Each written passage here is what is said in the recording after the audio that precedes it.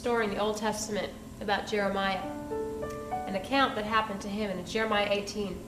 Jeremiah's writing, and he said, "The word of the Lord came to me, saying, go down to the potter's house, and I'm going to talk to you there." And Jeremiah says, "So I went down to the potter's house, and behold, he wrought a work on the wheel. And the vessel that he wrought of clay was marred in the hands of the potter."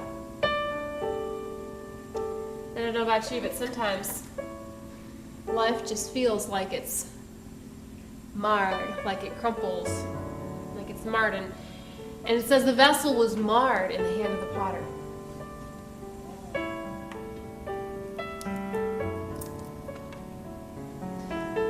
So he made it again.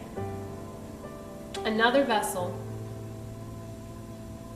as seemed good to the potter to make it.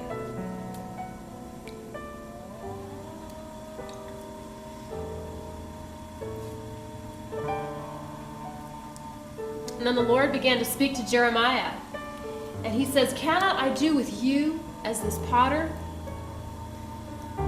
For as clay is in the potter's hands, so are you in my hand, O house of Israel."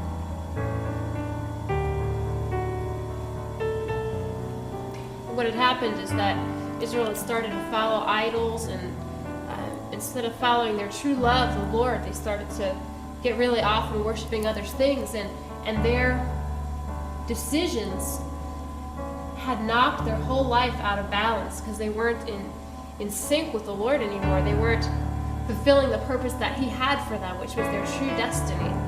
And so they began to fall and crumple, and their lives began to fall apart. And God was speaking to them and saying, "You know what? You're falling apart, but just like the potter, I can pick you up and I can make you new again." And it says He made another vessel. It wasn't the same one. So God, sometimes when our lives fall apart, He doesn't do the same thing that He did in the past, but He does a new thing. He makes another vessel. It seems good to Him to make it. But He truly is a Redeemer. He knows exactly how to put us back together.